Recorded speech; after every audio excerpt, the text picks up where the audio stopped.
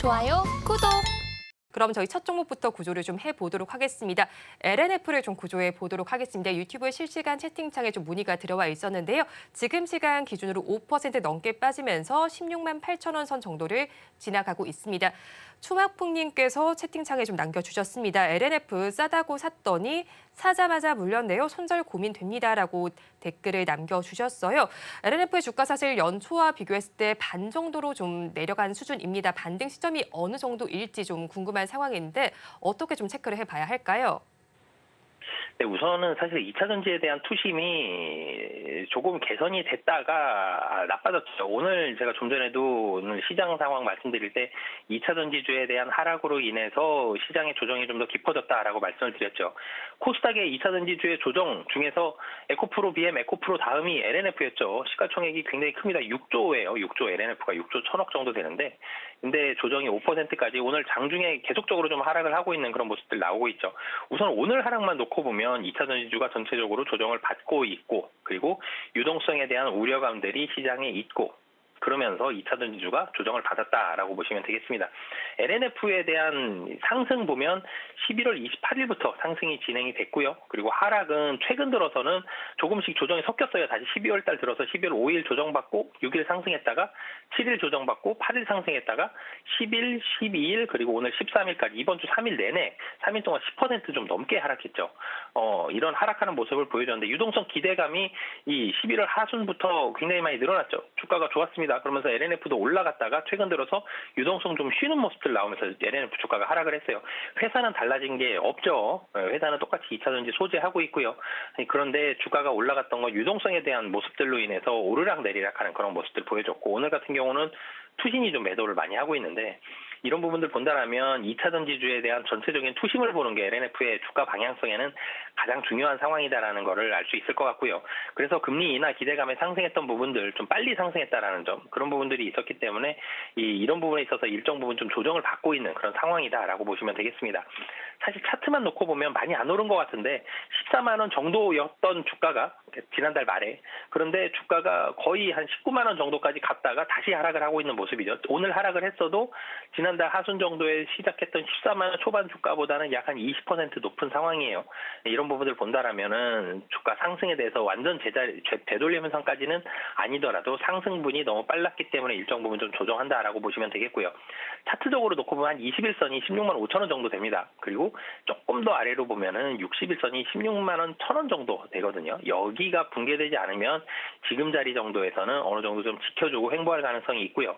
2차 전지 관련된 다른 종목들이 만약에 투심이 붕괴된다 그러면 그때 그날 보시면서 좀 손절 타이밍 잡으시면 좋을 것 같고요. 지금 16만 원에서 16만 5천 원 정도가 깨지는지 그러니까 21선과 61선이 깨지는지가 상당히 LNF 자체적으로 놓고 보면 좀 중요하다. 그래서 2차 전지에 대한 투심과 지지선을 잘 지키는지 여부를 확인하시면서 대응을 하시면 좋을 것 같습니다. 네, LNF의 경우 2차 전지 투심을 먼저 살펴보면 좋겠다라고 말씀을 해주시면서 16만 원에서 16만 5천 원 선을 잘 지키는지를 한번 살펴보자라고 정리를 해주셨습니다. 그럼 저희 다음 종목 구조를 해보겠습니다. 엔터파트너즈 구조를 해보겠습니다. 지난 11월에 방송과 엔터테인먼트 관련 분야를 사업 목적에 추가를 하기도 했습니다. 어제는 또 무상 감자 결정 이후에 거래 재개가 되면서 상한가를 기록했는데 고점에 대해서 지금 부담이 있다고 봐야 하는 시점일까요? 오늘은 좀 빠지고 있습니다. 오늘의 하락 이유 어떻게 살펴보시면 좋을까요? 네, 사실 이 엔터파트너스 같은 경우는 무상 감자를 했죠. 무상 감자를 결정을 하면서 거래 정지 기간이 있었습니다. 감자, 주식에 대한 기준이 달라지기 때문에 거래 정지 기간이 필요하죠. 그래서 거래 정지했다가 전일 이 감자 이후에 거래 재개를 했고요. 첫날 상한가 기록을 했습니다. 29.92% 올라가면서 거래 재개 첫날 굉장히 어떻게 보면 멋있게 상승을 했죠. 그런데 상승하고 하락 하루 만에 다시 한번 하락하는 오늘 한 14% 정도 하락을 하고 있는데 5대1 무상 병합하는 감자를 했죠. 주식 수가 확 줄었습니다. 근데 감자를 하는 이유가 원래는 좋지가 않죠. 감자 같은 경우는 자본금, 그러니까 적자가 계속 진행이 되면서 자본금을 줄여주는 그런 요인으로 작용을 하게 되면, 그러니까 이유로 감자를 실행을 하게 되는데요. 그렇기 때문에 감자를 하게 되면 대체적으로 주가가 좀 하락하는 경우가 많은데 감자를 하기 때문에 사실 하락하는 게 아니죠. 감자를 해야 될 정도로 그동안 적자가 많이 났다라는 게 하락 요인이 되는 그런 상황들인데 엔터파트너즈도 그런 모습들로 인해서 적자가 계속되면서 적자가 쌓였다는 부분들 이런 부분들이 좀 부담으로 작용을 하면서 하락을 계속했고 그러면서 감자를 진행을 하게 됐습니다. 우선 실적만 놓고 보면 22년과 23년 이 적자를 기록을 하죠. 그리고 무엇보다도 21년 매출액이 177억입니다. 22년도 매출액이 111억이고요.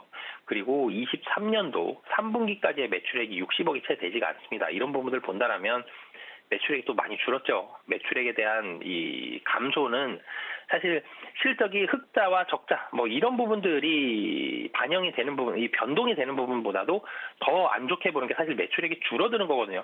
회사 자체가 좀 쪼그라드는 그런 모습으로 많이 비춰지기 때문에 매출액이 줄어든다는 게 기업 가치에 대해서는 상당히 부정적으로 작용을 하는데 엔터파트너즈가 21년도, 22년도, 23년도까지 매출액이 상당히 많이 줄어든다는 점 그리고 적자도 2년 연속으로 진행된다는 점 이런 부분들이 있기 때문에 매출액에 대한 회복이 먼저는 좀 필요한 상황이다라고 보시면 되겠습니다. 네, 엔터파트너즈 매출액에 대한 회복이 먼저 필요하다고 말씀해 주셨습니다. 오늘 가지고 계신 분들께서는 하락 속에서 좀 불안하신 마음도 있으실 것 같은데요. 어떻게 대응 전략 세워가야 할까요? 네, 도망가자라는 의견을 드리겠고요. 매출액이 줄어든다는 게 좀 전에도 말씀드렸지만 기업 가치에 있어서는 상당히 이 치명적인 흐름인 거거든요. 그래서 매출액이라든지 이익이라든지 사실 매출액이 회복이 안 되면 이익이라도 좀 회복을 해야 되는데 그런 부분들의 매출액이든 이익이든 이런 재무 상태에 대해서의 개선에 대한 확인이 필요하다라는 의견을 드리면서 도망가자 의견 말씀드리도록 하겠습니다. 엔터파트너즈에 대해서 도망가자 의견을 제시해 주셨습니다. 다음 종목도 이어서 구조를 해보겠습니다. 현대바이오를 구조를 해보겠습니다. 코로나19 치료제인 제프티의 긴급 사용 승인이 지연되고 있습니다. 이에 대해서 회사 측에서 입장을 밝히기는 했는데 오늘 시장에서 주가가 좀 많이 밀리고 있습니다. 어떻게 바라봐야 할까요? 네, 사실 이 현대바이오가 이전에는 현대 IBT라는 디스플레이 기업이었습니다. 근데 디스플레이 기업에서 BT, 바이오 테크놀로지, 그러니까 바이오 기업으로 변신은 성공적으로 잘 진행을 했어요. 그러면서 시가총액이 굉장히 크게 올라갔죠. 현대바이오의 주가를 그래서 살펴보면 이전에는 사실은 이 지금 주가보다도 훨씬 낮은 그런 모습들을 많이 보여줄 수 있습니다. 2018년도 보면 4,000원대였거든요. 그래서 2019년도에 이제 만 원을 좀 넘어가는 그런 모습을 보여줬다가 21년도에 6만 원도 넘어갔죠. 코로나에 대한 기대감이 현대바이오에 작용을 했습니다. 뭐 경구용 치료제라든지 이 코로나에 대한 그런 기대감을 가지고 있었는데 이 제프티였죠. 경구용 코로나 치료제 제프티에 대한 기대감으로 인해서 주가가 좀 오르락 내리락하는 좀 상승하는 그런 모습을 좀 보여줬는데 그 기대감이 10월 달에도 있었어요. 그래서 많이 올라가면서 4만 원 넘었었는데 다시 주가가 좀 조정을 받으면서 조금씩 떨어졌던 게 어느덧 2만 원대 후반까지 떨어졌다가 오늘은 13%좀 급락하는 그런 모습을 보여주고 있습니다. 이 제프티 같은 경우 승인이 지연이 된다는 점. 그러니까 이제는 사실 코로나에 대한 기대감이 시장에서 많이 줄어들었죠. 코로나에 대한 무언가가 나온다 그래도 지금 코로나 증상이 의심되더라도 개인들은 검사를 안 하는 사람이 압도적으로 좀 많습니다. 단순히 그냥 감기의 한 종류다라고 생각을 하고 마스크를 쓰고 다니는 경우가 대부분이고 그냥 감기약을 먹고 시간이 지나면 낫겠지라는 마음으로 많이들 대응을 하고 있습니다. 그렇기 때문에 이런 코로나에 대한 부분들 기대감이 많이 줄었는데 그 부분에다가 이 제프티에 대한 이 승인이 지연된다라는 점, 이런 실망감에 주가가 좀 하락을 하고 있다라는 점, 그렇기 때문에 이 오늘까지의 주가가 그동안의 상승분을 모두 다 반납한 상황이다라고 보시면 되겠습니다. 네, 그동안의 상승분을 다 반납을 하면서 좀 차트 자체도 동떨어져 있는 만큼 가지고 계신 분들 추세가 무너진 것이 아닐까 굉장히 불안하실 것 같은데요. 어떻게 대응 전략 세워가야 할까요? 네, 우선 도망가자라는 전략을 말씀드리도록 하겠고요. 도망간 다음에 사실은 이 도망가는 의견이 이 주식시장에서 제일 싫어하는 게 불확실성입니다. 아까 제가 매출액이 줄어드는 게 제조업체로서는 가장 치명적인 부분이다라고 말씀을 드렸는데 주식 투자자들이 가장 싫어하는 게 불확실성이죠. 이 제프티에 대해서 아직 불확실성이 남아있다는 점. 이런 부분들이 해소가 됐을 때 주가에 다시 재상승을 기대해 볼 수 있는 거죠. 불확실성이 해소가 돼도 사실 제프티가 시장에서 그렇게 기대하지 않는 테마로 되어 있다라면 그 당시에도 좀 안 먹힐 가능성까지 있기 때문에 이 불확실성이 해소될 때까지는 좀 보수적으로 접근을 하시는 게 좋을 것 같습니다. 네, 현대바이오에 대해서 도망가자 전략 주셨고요. 불확실성이 해소되기 전까지 시간이 필요하다라고 말씀을 해주셨습니다. 그러면 저희 마지막 종목도 구조를 해보겠습니다. 아스타 구조를 해보겠습니다. 사우디 자잔에서 현지 합작법인의 사우디 한국산업단지 내에서 생산부지 사용 계약을 체결한 바도 있습니다. 사우디아라비아를 등에 업고 연매출 1조 원 달성도 좀 눈앞에 두고 있는 상황인데 이 종목에 좀 어떤 악재들이 있을까요? 네, 우선 사실 아스타 같은 경우는 좀 전에 말씀 주셨던 대로 사우디 국제산업단지 회사와 조인트 벤처를 설립을 했습니다. 이 조인트 벤처 설립을 하면서 이 네옴시티, 사실 제일 먼저 생각나죠.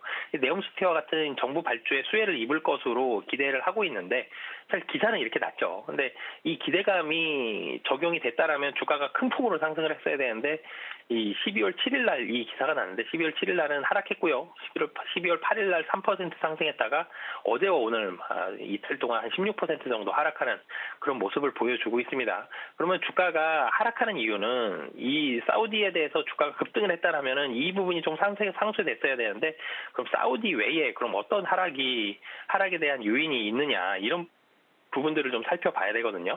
우선 아스타 같은 경우는 재무적으로 좀 우려감들이 남아있는 상태입니다. 이 전체적으로는 자본 잠식에 대한 우려감이 가장 첫 번째로 남아있고요. 3분기 말 자본 잠식률이 21.54%입니다. 그래서 자본 잠식에 대한 이 우려감들이 있고 그러면은 자본 잠식이 됐다라 그러면은 여기에서 유상증자를 좀 진행을 해야 되는데 유상증자 같은 경우는 어떻게 될지 아직 모르는 상황들이 있죠.